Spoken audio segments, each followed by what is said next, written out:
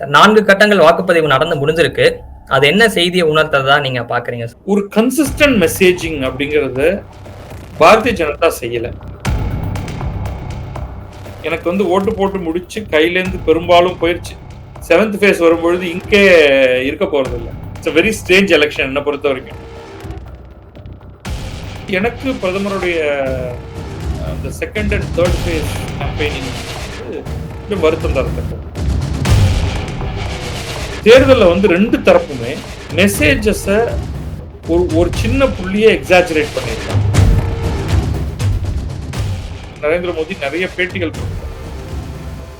எல்லாருமே எக்ஸ்க்ளூசிவ் பேட்டிகள்னு பெரிய பெரிய டிவி நிறுவனங்கள், பத்திரிகைகள்லாம்.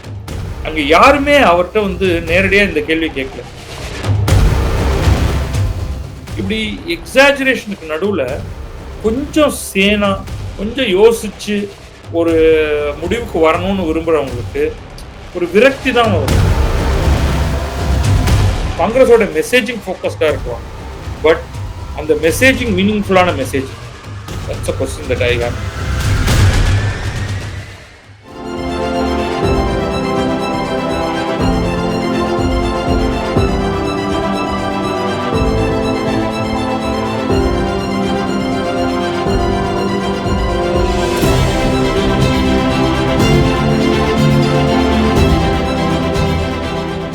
கிழக்கு நியூஸ் நேயர்களுக்கு வணக்கம். எலெக்ஷனோட வாக்குப்பதிவுகள் 4 கட்டங்கள்ல நடந்து முடிஞ்சிருக்கு. அத பத்தின கருத்துக்களை நம்ம கிட்ட சொல்றதுக்காக நமக்கு நன்கு அறியப்பட்ட அரசியல் விமர்சகரும் கிழக்கு பதிப்பகத்தின் பதிப்பாளருமான பத்ரி சேஷாத்ரி அவர்கள் நம்மளோட இணைஞ்சிருக்காங்க.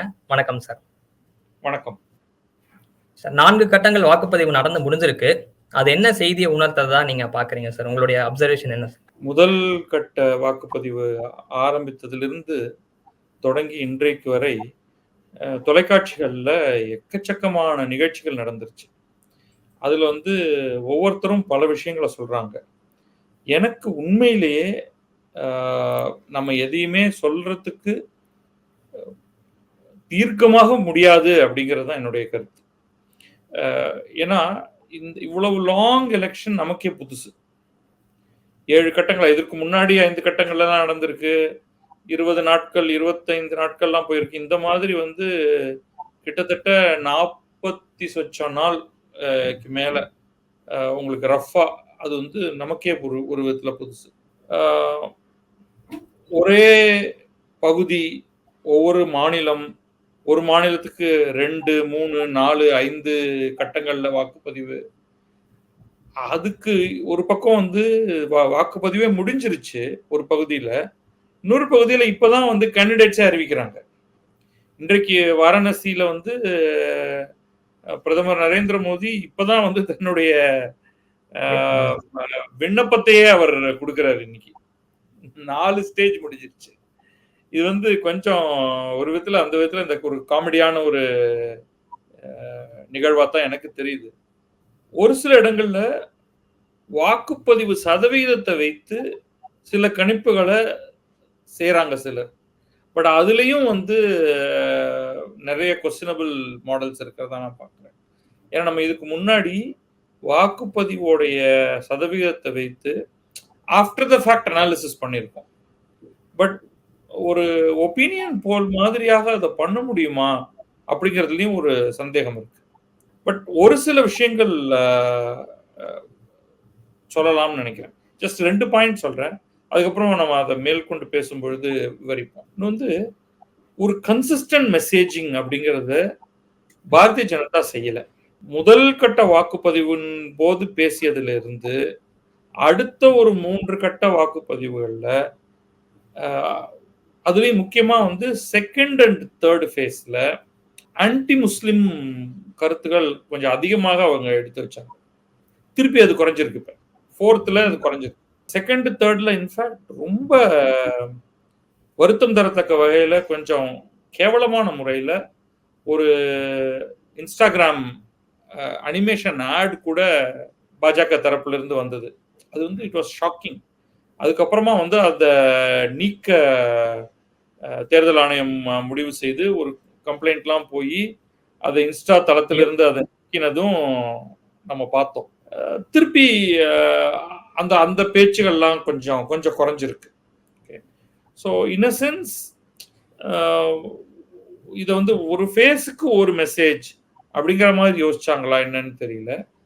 இதுல வந்து இன்னொரு முக்கியமானது ஒரே ஒரு எக்ஸ்ட்ரா பாயிண்ட் வந்து அரவிந்த் கெஜ்ரிவால் அவர் வெளியில வர்றது, அதுக்காக அவர் போராடி உச்சநீதிமன்றத்துல பிரச்சாரத்துக்கென்று பெயில் அப்படின்னு ஒரு இந்திய அளவுல முதல் முறையாக இந்த மாதிரி ஒண்ணு நடந்திருக்கு.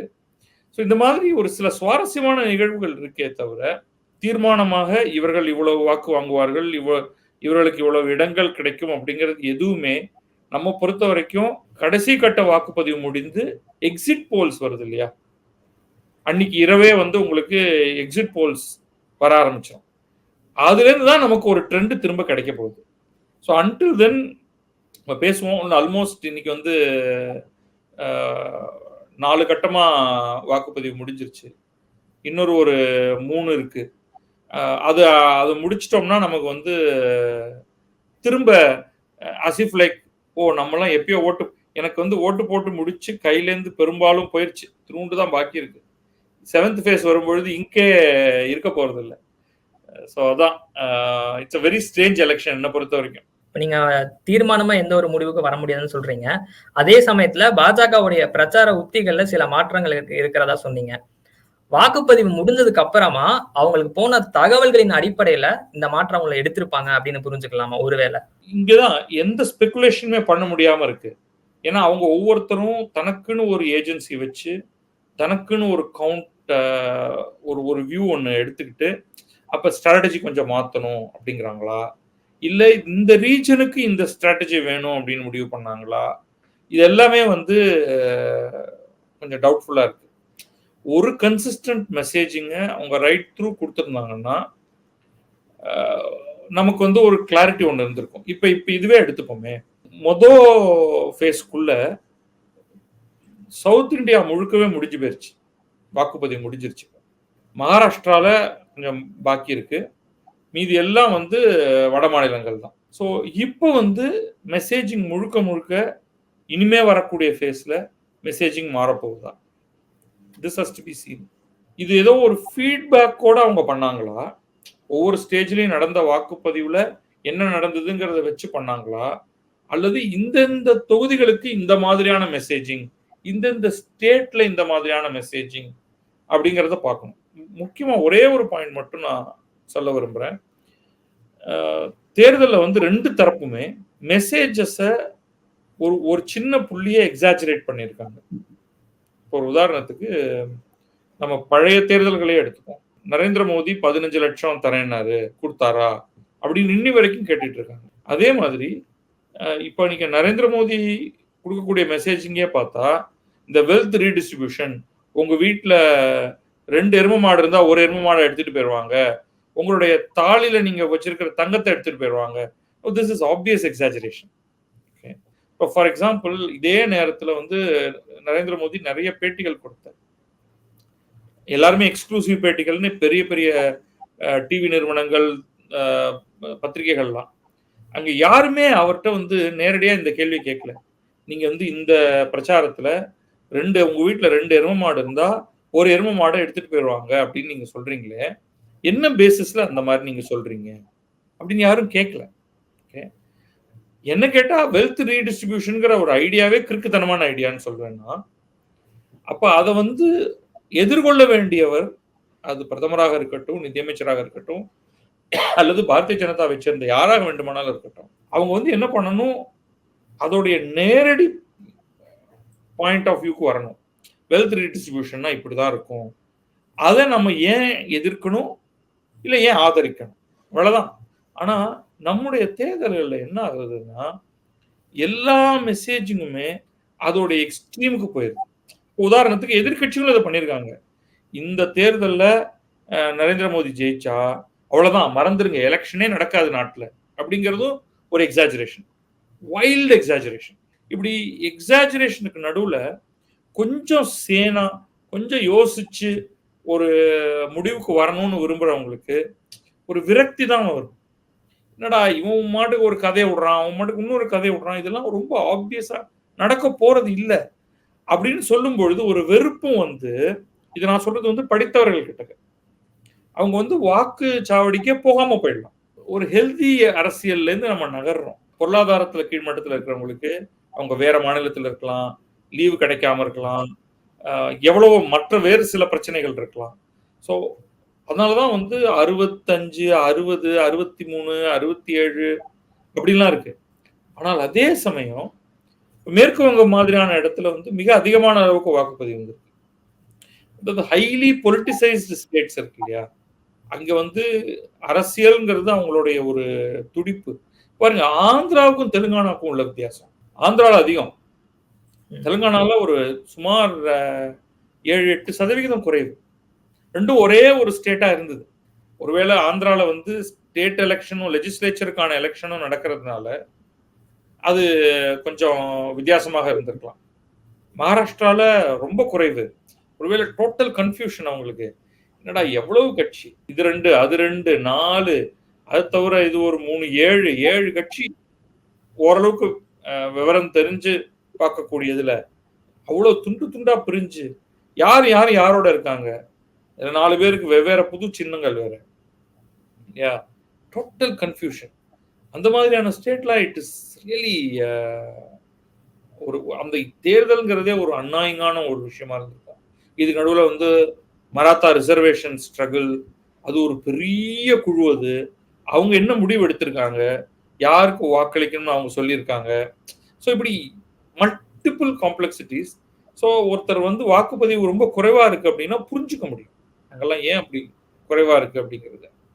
பட் ஓவரால் கொஞ்சம் டிசப்பாயிண்டிங்கா இருக்கு எனக்கு இந்த தேர்தல் ப்ராசஸ்லயே 7 கட்டமாக 7 கட்டமும் ஒவ்வொரு வார இடைவெளி அப்படியே நகர்ந்து போனது. மல்டிபிள் மெசேஜிங், எக்ஸாஜரேஷன், கன்ஃபியூஷன் எல்லாம் ஒட்டுமொத்தமா சேர்ந்து ஏமாற்றம் தான். ஒரு எவ்வளவு நல்லா நடக்க வேண்டிய ஒரு தேர்தல் முறைங்கிறது, இவ்வளவு ஒரு ஏமாற்றத்த தர்றது ரொம்ப வருத்தமா இருக்கு. இப்ப நீங்க சொன்ன அந்த ஏமாற்றம் அளிக்கிறதுக்கு மிக முக்கியமான காரணம் பிரதமருடைய பிரச்சாரங்கள் தொடர்ந்து பார்க்கிறப்போ, அதுலதான் நெறைய இந்த மாதிரியான விஷயங்கள் இடம்பெறத நான் பார்க்க முடியுது. தனியா பிரிச்சு சொல்லல. நான் அதையும் சேர்த்து சொல்றேன். ஆனா அவருடைய பிரச்சாரங்கள் தான் வந்து தொடர்ந்து ரொம்ப ஒரு மாரி ஒரு வகுப்புவாத பிரிவினைவாதம் தூண்டுற மாதிரியோ, இல்ல வந்து காங்கிரஸினுடைய தேர்தல் அறிக்கையில இல்லாத விஷயங்கள குறிப்பிட்டு பேசுறதாகட்டும், ஒரு பிரதமரா இருந்துட்டு அவருடைய ஸ்டாண்டர்டுக்கு அது நல்ல விஷயமா இருக்குமா? அப்படின்ற மாரி விமர்சனங்கள் வைக்கப்படுது. இல்ல அதான் அது கரெக்ட்டானது. ஆனா அந்த எக்ஸாஜரேஷன் அவர் மட்டும் பண்ணலங்கிறத நான் சொன்னேன். எக்ஸாஜரேஷன் வந்து முன்னாடியே தேர்தலுக்கு முன்னாடியே ஆரம்பிச்சிருச்சு. இதுதான் கடைசி தேர்தல். பாரதிய ஜனதா ஜெயித்தால் இதுதான் கடைசி தேர்தல். அப்படிங்கிறது மகா பெரிய எக்ஸாஜரேஷன். வங்கதேசத்தை எடுத்துக்கிட்டீங்கன்னா, அங்க வந்து ஒரு இன்டர்மீடியேட் கவர்ன்மெண்ட் ஃபார்ம் ஆகும். ஒரு கவர்ன்மெண்ட் முடிஞ்சு தேர்தல் நடக்க போகுதுன்னா, ஏன்னா அந்த அளவுக்கு அங்க ஒரு நியாயமான தேர்தல் நடக்குமாங்கிறதுல டவுட் இருக்கிறதுனால, வேற ஒரு அட்மினிஸ்ட்ரேஷன உள்ள கொண்டு வந்துருவாங்க. அதுக்கப்புறமா தேர்தல் நடக்கும். அப்படி இருந்துமே எதிர்க்கட்சி வந்து கம்ப்ளீட்டா புறக்கணிச்சது. இப்ப சமீபத்துல வங்கதேசத்துல தேர்தல் நடந்து அவாமி லீகே மீண்டும் ஜெயிச்சது. அப்ப எதிர்க்கட்சிகள் வந்து தேர்தலே நிக்கல. முக்கியமான எதிர்க்கட்சி நிக்கல. பாகிஸ்தான்லயும் அதே முறையை பின்பற்ற ஆரம்பிச்சிருக்காங்க. தேர்தலுக்கு முன்னாடி ஒரு நியூட்ரல் என்டிட்டி வந்து ஆட்சியை கையில எடுத்துக்கும். ஸோ தட் இந்த முக்கியமான ஃபோர்ஸஸ் இருக்கு இல்லையா? அது வந்து என்ஃபோர்ஸ்மெண்ட் டைரக்டரேட்டோ, சிபிஐயோ, போலீஸோ, ராணுவமோ, அது எதுவுமே வந்து இந்த தேர்தல்ல ஈடுபட்டிருக்கக்கூடிய சக்திகள் கிட்ட இருக்கக்கூடாது அப்படிங்கிறதுக்காக. ஏன்னா அந்த அளவுக்கு அவநம்பிக்கை நிறைந்த ஒரு இடம். நம்ம ஆனா இந்தியால நம்ம என்ன பண்றோம்? அந்த மாதிரி நம்ம பண்ணதே கிடையாது. ரொம்ப நியூட்ரலா தேர்தல் நடப்பதற்கு எலெக்ஷன் கமிஷன் என்று ஒன்று இருக்கு. அப்போ பிரதமராக இருப்பவர் பதவியை தொடரலாம். அவர் பிரதமர்ங்கிற பெயர்ல தான் அவர் இன்னும் இருப்பார். அவர் வந்து தேர்தலுக்கு அப்பாற்பட்ட பல விஷயங்கள்ல அவர் இன்றைக்கும் கையெழுத்து போட்டுட்டு இருக்காரு. செயல்கள் நடந்துகிட்டு இருக்கு. இப்போ பிரதமருக்கான ஒரு பொசிஷனை நம்ம வந்து மாற்றுறதே கிடையாது. அப்படி இருக்கையில அவர்கிட்ட நம்ம எக்ஸ்பெக்ட் பண்றதும் அவருடைய கட்சியோடைய முதன்மை பிரச்சாரகர் என்றாலும் அவர் வந்து ஒரு பிரச்சாரத்தை எலிவேட் பண்ணணும். இத்தனைக்கும் என்னுடைய கணிப்புல இது வந்து தேர்தல் சமயத்து கணிப்புல, தேர்தலுக்கு முந்தைய கணிப்புல பாரதிய ஜனதா தன் அளவிலேயே கூட ஒரு பெரும்பான்மை பெற்றுவிடும் அப்படிங்கிறது தான் என்னுடைய கருத்து. ஓகே. அப்போ ஒரு பெரும்பான்மை கிடைத்துவிடும் அப்படிங்கக்கூடிய ஒரு நிலையில கூட இந்த முஸ்லிம் விவகாரத்தை, வகுப்புவாத விவகாரத்தை எடுத்திருக்க வேண்டாம் பிரதமர். மற்றவர்கள் செய்யலாமா அப்படின்னா யாருமே செய்யக்கூடாதுன்னு தான் சொல்லுவோம். பட் எல்லா தேர்தலையுமே எல்லா திசைகள்லையுமே இது வர்றதை நம்ம பார்க்கிறோம். இப்போ ஒரு ஹைதராபாத் மாதிரியான ஒரு இடத்துல ஹைலி போலரைஸ்ட், ஒரு பக்கம் வந்து ஓவைசி அவங்க பிரதர்ஸ் 2 பேர், அந்த கட்சியே வந்து ஒரு ஒரு வயலண்டான இதை பத்தி பேசக்கூடியது. அந்த யங்கர் பிரதர் அக்பருத்தீன் ஓவைசிங்கிறவர் வந்து ஒரு இதுல சொல்லியிருக்காரு, ஒரு பேட்டியில அல்லது ஒரு பொதுக்கூட்டத்துல, ஒரு 15 நிமிஷம் எங்களுக்கு கொடுங்க, போலீஸ் ராணுவம் எதுவும் இல்லாம என்ன நடக்குதுங்கிறத நாங்க காமிக்கிறோம். என்ன நடக்குதுன்னா என்ன, இந்துக்களை வந்து வெட்டி கொள்ளுவோம். ஆமா, அதுக்கு வந்து இன்னைக்கு பாத்தீங்கன்னா, இன்னைக்கு அதுக்கு அடுத்த லெவல் இன்னொருத்தங்க சொல்றாங்க 15, அது எப்பயோ பேசின பேச்சுக்கு பதில் இன்னைக்கு 15 நிமிஷம்லாம் வேண்டாம், 15 செகண்ட் கொடுங்க. 15 செகண்ட்ல ஒன்றும் பண்ண முடியாதுங்கிறது வேற விஷயம். இங்க வந்து ஃபேக்ட் எதுவுமே முக்கியம் இல்ல, பிளாசிபிலிட்டி முக்கியம் இல்ல, இதெல்லாம் விரும்பத்தக்கதாங்கிறது முக்கியம் இல்ல. ஒரு ஓப்பனா வந்து நான் உன்னை ஒழிச்சிருவேன், நீங்க ஒன்ன ஒழிச்சிருவேன் அப்படிங்கிறது. அதுதான் இங்க பெரிய ப்ராப்ளமா இருக்கு. ஓகே. கட்சி தலைவர்களுக்கு இதை குறைப்பது தான் நோக்கமாக இருக்கணும். சில விஷயங்கள் ஒரு தேர்தலுக்கான, அதாவது தேர்தல் நேரத்துல பேசுறது, தேர்தலுக்கு பிறகு பேசுறது, தேர்தலுக்கு முன்னாடி பேசுறது, இப்படி பலவிதமா பிரிக்கலாம். தேர்தல் சமயத்துல உங்களுடைய பேச்சுங்கிறது முழுக்க முழுக்க உங்களுடைய மேனிஃபெஸ்டோ, தேர்தல் அறிக்கை, அதை சுத்தி இருக்கணும். நாங்கள் கடந்த காலத்துல என்ன பண்ணியிருக்கோம், எதிர்காலத்துல என்னென்ன செய்ய போறோம். ஒரு எதிர்க்கட்சி என்ன சொல்லும், நாங்க என்றைக்கு ஆட்சியில் இருந்தோமோ அன்றைக்கு இதையெல்லாம் செய்திருக்கிறோம், இவர்கள் அதற்கு மாறான கொள்கை முடிவுகளை எடுத்திருக்கிறார்கள், நாங்க மீண்டும் ஆட்சிக்கு வந்தால் இதையெல்லாம் செய்வோம், இதெல்லாம் பண்ண மாட்டோம், இதெல்லாம் பண்ணுவோம், இது எல்லாத்தையும் மாற்றுவோம். உங்களுடைய ஃபேக்ட்ஸை தூக்கி நீங்க முன்னாடி வைங்க, அதுதான் அந்த இடத்துல தேவை. பட் இன்ஸ்டட் அதுலயும் வந்து எலிவேட்டிங்கா இருக்கணும் பேச்சுங்கிறது. அந்த விதத்துல வந்து எனக்கு பிரதமருடைய அந்த second and third face campaigning வந்து கொஞ்சம் வருத்தம் தரத்தக்கது. இந்த பர்டிகுலர் பாயிண்ட்ல தான் வந்து இந்தியா கூட்டணியும் காங்கிரஸும் கொஞ்சம் ஃப்ரண்ட் லைன்ல இருக்காங்களா. காரணம் என்ன அப்படின்னா, யூஸ்வலா என்ன நடக்கும் அப்படின்னா, பாஜக ஏதோ ஒரு விமர்சனம் வைப்பாங்க, அதுக்கு பதில் தர மாதிரி இவங்க ஏதாவது அதுக்கான விளக்கம் கொடுத்துக்கிட்டு இருப்பாங்க. ஆனா இந்த முறை வந்து காங்கிரஸ் உடைய பிரச்சாரங்கள் பாக்குறப்போ அங்க என்ன நடந்தாலும் கவலை இல்லைன்னு சொல்லிட்டு அவங்க ரொம்ப ஸ்ட்ராங்கா இருக்கிறாங்க. எதுல, எந்த விஷயத்துல அப்படின்னா, வேலை வாய்ப்பு கொடுக்குறேன்னு சொன்னாரு மோடி, கொடுக்கல. விலைவாசி ஏற்றமா இருக்கு, இந்த 2 பாயிண்ட சொல்லிட்டு நாங்க வந்தா இளைஞர்களுக்கு அந்த அப்ரெண்டிஸ்ஷிப் ப்ரோக்ராம் வந்து செயல்படுத்துவோம் அப்படின்னு சொல்லிட்டு அவங்களோட அந்த பாயிண்ட்ல ரொம்ப ஸ்ட்ராங்கா இருக்காங்களோ, அப்படியே நேர் எதிரான நிலைப்பாடுல. எந்த கட்சியுமே வேலை வாய்ப்புக்கெல்லாம் வந்து உறுதி கொடுக்கவே முடியாது. ஃபர்ஸ்ட் அப்ரெண்டிஸ்ஷிப்ங்கிறது வேற, பட் ஈவன் அங்கேயுமே ஒரு ப்ராப்ளம் இருக்கு. அரசாங்க பணத்துல அப்ரெண்டிஸ்ஷிப் பண்ண போறீங்களா, அப்பெல்லாம் வந்து உங்களுக்கு கையில பணமே கிடையாது, அந்த மாதிரி அதுக்கு தேவையான அளவுக்கான பணம் கிடையாது. ஸோ பணம் அப்படிங்கறத செலவு பண்ணி நீங்க ஒரு செயல் திட்டத்தை கொண்டு வரீங்கன்னா, ஃபர்ஸ்ட் நீங்க உங்களுடைய பட்ஜெட்டை பார்க்கணும். அந்த பட்ஜெட் வந்து அன்சஸ்டைனபிள் பட்ஜெட்டா இருக்க முடியாது. இதுதான் வந்து பாரதிய ஜனதாவுடைய ஆரம்ப கட்ட பெரும் தவறுகள்ல ஒண்ணு, ப்ராமிஸ் ஆஃப் ஜாப்ஸ்.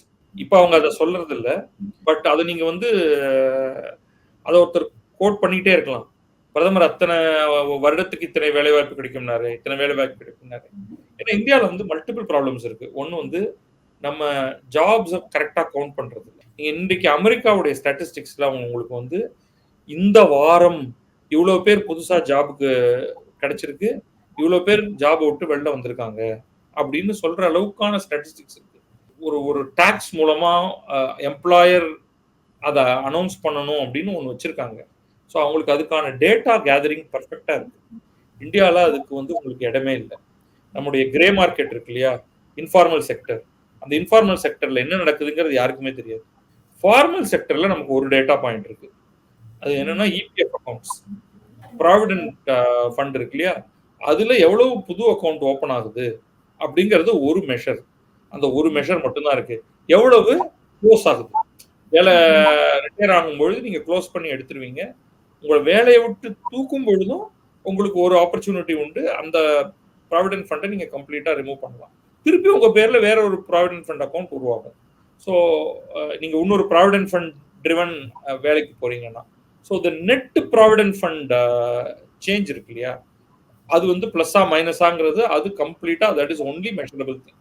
ஆனா அது மிக குறைவான வேலைகளை மட்டும்தான் அது ப்ரெடிக்ட் பண்ணுது. இப்போ இந்தியாவில் வந்து வேலையில்லா திண்டாட்டம் இருக்கா அப்படின்னா எதிர்கட்சிகள் சொல்றாங்க. நான் அதை முழுமையா நம்பவே இல்லை. வேலையில்லா திண்டாட்டம்ங்கிற பிரச்சனையெல்லாம் ஒண்ணுமே கிடையாது. நம்மகிட்ட இருக்கிற ப்ராப்ளம் வேற. It's called under employment and அதை பத்தி நிறைய எக்கானமிஸ்ட் பேசியிருக்காங்க. இன்னைக்கு நீங்க போய் ஒரு சிட்டியில இருக்கீங்கன்னா, இன்னைக்கு நீங்க போய் தெருவில் இருந்தீங்கன்னா உங்களுக்கு ஒரு வேலை கிடைக்கும். அந்த வேலை உங்களுக்கு பிடிக்குமா? அந்த வேலை உங்களுக்கு நீங்க விரும்பக்கூடிய சம்பளத்தை தருமா? அப்படிங்கிறது தான் பிரச்சனை. உண்மையான வேலையின்மைங்கிறது நீங்க வந்து நான் என்ன வேலை கொடுத்தாலும் செய்யறேங்க, நீங்க வெறும் 2 வேளை சாப்பாடு மட்டும் போட்டா கூட போதுங்க அப்படின்னு சொல்லியும் உங்களுக்கு யாரும் வேலை தராமல் இருப்பதுதான் வேலையின்மை. அது பல நாடுகள்ல இருக்கு. அன்எம்ப்ளாய்மெண்ட்டை மெஷர் பண்றாங்க. ஆனால் இந்தியாவில் that is not the issue.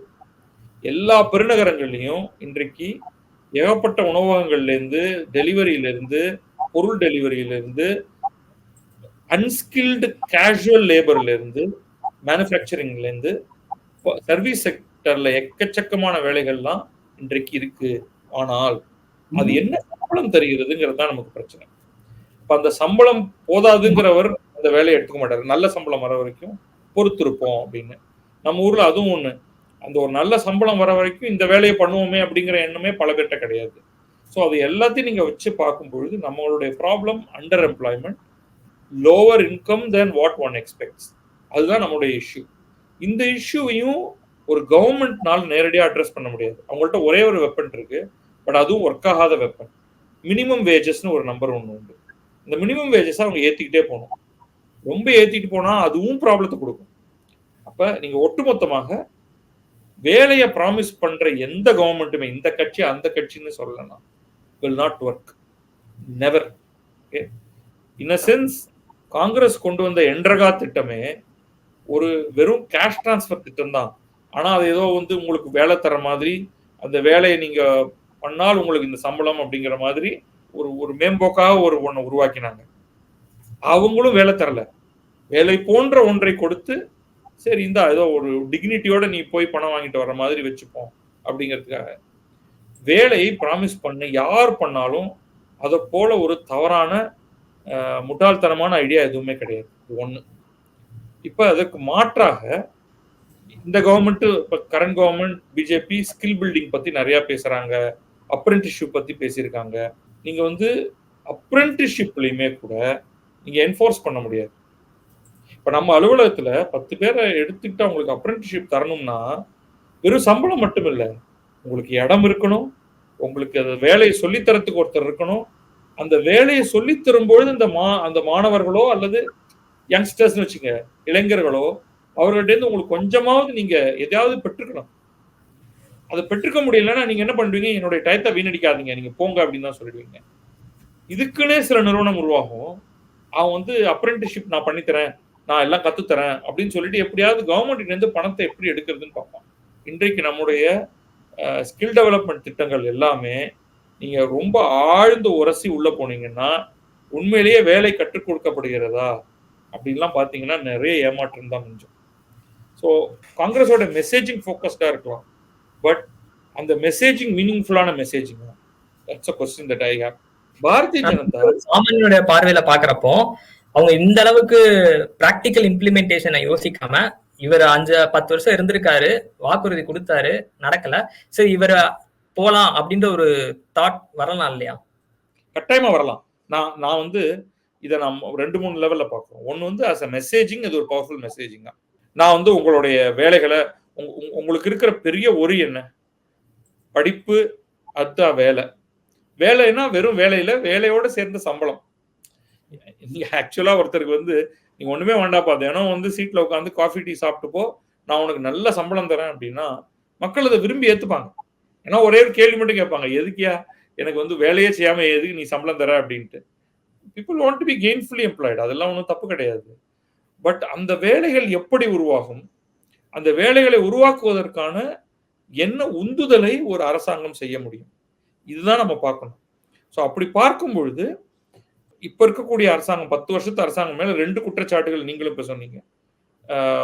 எதிர்க்கட்சிகள் தொடர்ந்து சொல்லிட்டு இருக்காங்க. ஒண்ணு வேலை வாய்ப்பின்மை, 2வது பொருட்களோட விலையேற்றம்.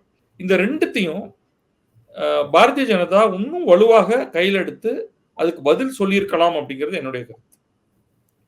பணவீக்கம்ங்கிறது வந்து எப்பவுமே வந்துகிட்டே இருக்கிறது தான். நமக்கு வந்து பணவீக்கம்ங்கிறது தொடர்ந்து நடப்பது. நம்ம ஒரு வளரும் பொருளாதாரத்துல பணத்தோடைய மதிப்பு குறைந்து கொண்டேதான் இருக்கும். இது வந்து யுனிவர்சல் லா. ஹை growth ரேட் இருக்கும் பொழுது ஹை இன்ஃப்ளேஷன் இருக்கும். மாடரேட் இன்ஃப்ளேஷனாக அதை குறைத்தாலேயே போதும். நீங்க ஜீரோ இன்ஃப்ளேஷனை நோக்கி போக வேண்டியதில்லை. அப்ப போன ஆண்டு நீங்க ₹100 செலவு பண்ணீங்கன்னா உங்களுக்கு என்ன கிடைக்குமோ அதை விட குறைவுதான் இந்த ஆண்டு ₹100 நீங்க கொடுத்தீங்கன்னா உங்களுக்கு கிடைக்கும். இதுதான் பணவீக்கம்ங்கிறது. அந்த பணவீக்கத்தை இந்த அரசு இதுவரை இல்லாத அளவுக்கு நல்ல கட்டுப்பாட்டுல தான் வைத்திருக்கு. இன்ஃபேக்ட் மன்மோகன் சிங்குடைய 2வது 5 ஆண்டுல முதல் 5 ஆண்டு நல்லா இருந்தது, 2வது 5 ஆண்டுல மிக மோசமான பணவீக்கம் இருந்தது. அது வந்து மக்களால உணர முடிஞ்ச அளவுக்கு பணவீக்கம் இருந்தது. ஆனால் இந்த அரசு, பாரதிய ஜனதா அரசுக்கு நிறைய அதிர்ஷ்டமும் சேர்ந்து வந்திருக்கு. பெட்ரோல் விலை கண்ணா பின்னாடி எகிரல. நான் சொல்றது வந்து சர்வதேச சந்தையில.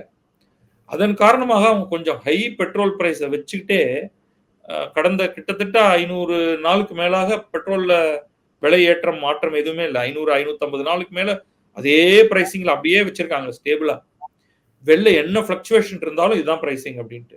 இந்த மாதிரியான ஒரு கம்ஃபர்ட் வந்து இதற்கு முந்தி எந்த அரசுக்கும் கிடைக்கல. இன்றைக்கும் நம்முடைய இன்ஃப்ளேஷன்ங்கிறது மாடரேட் ரீசனபிள் ரேட்ல தான் இருக்கு. இன்றைக்கு அமெரிக்கால மிக கடுமையான பணவீக்கம் இருக்கு. இன்றைக்கு நாளைக்கு மாறிடும். அவங்க வந்து அது தேர் பேட்லிங், அதோட ஒரு பெரும் சண்டையை போட்டுட்டு இருக்காங்க. ஆனா உங்களுக்கு இந்தியால அந்த மாதிரி சண்டை போட வேண்டிய ஒரு நிலையில நம்முடைய ரிசர்வ் வங்கி இல்ல. அது வந்து ஆளும் கட்சிக்கு ரொம்ப ஆதரவான ஒன்று. அதை நீங்க வெளியில வந்து எடுத்து பேசணும். இதனால வந்து அடிமட்ட மக்கள் அதை புரிஞ்சுப்பாங்களா அப்படின்னா அவங்களுக்கு புரியுதோ புரியலையோ ஒரு நடுத்தர உயர்தர மக்களுக்காவது அதை கொண்டு போய் சேர்க்கறதுக்கு ஒரு முயற்சி எடுத்திருக்கணும், பண்ணல. 2வது இந்த வேலை வாய்ப்பின்மைங்கிறத வந்து ஓப்பனா டைரக்டா அட்டாக் பண்ணிருக்கலாம். நான் வந்து எந்த எந்த பிரதமரோ முதல்வரோ இதை சொல்லுவாருன்னு எனக்கு தெரியல.